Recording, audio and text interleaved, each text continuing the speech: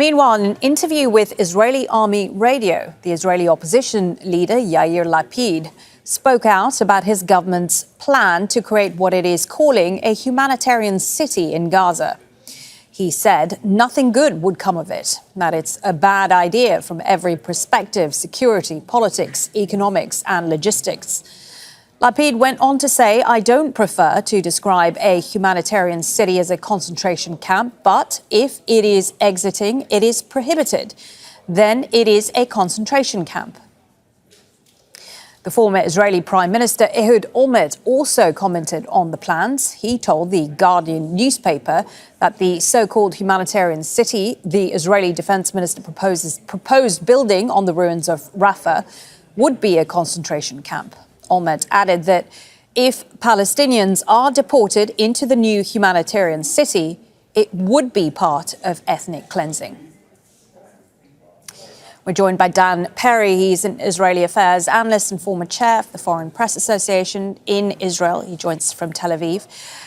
Good to see you again, Dan. So the Israeli government's proposed plan to establish this humanitarian city in southern Gaza, where hundreds of thousands of Palestinians would be confined, continues to receive backlash from within Israel and abroad. Even, as we mentioned, a former Israeli prime minister now alleging the idea resembles a Nazi concentration camp.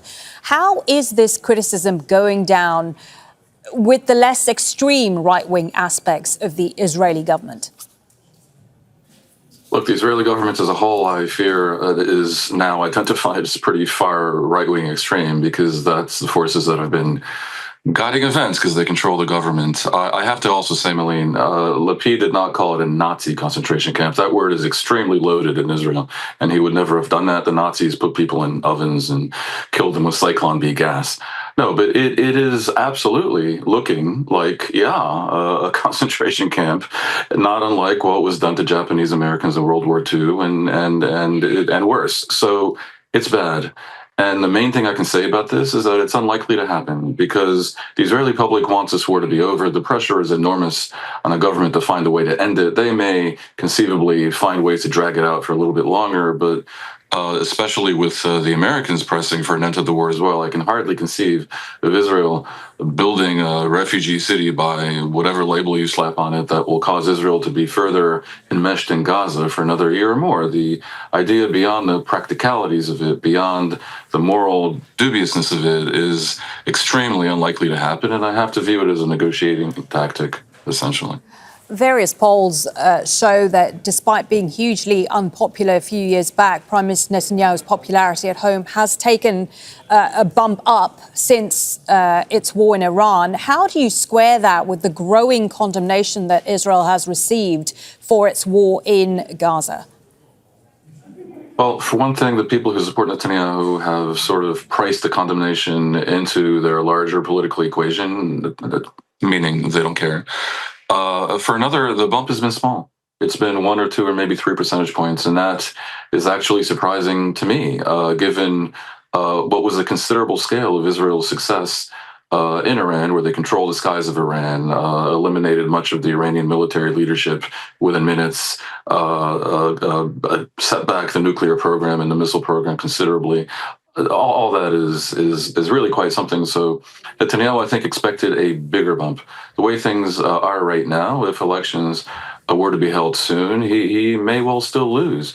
And I would actually add that his main prospects for finding a way to become electable again go not through a continuation of this unbelievably ugly war in Gaza, but rather through finding a way to end it, perhaps collecting normalization with Saudi Arabia and other countries, and repositioning himself as a leader of Israel that stands for something approaching peace, as opposed to this abomination that we observe.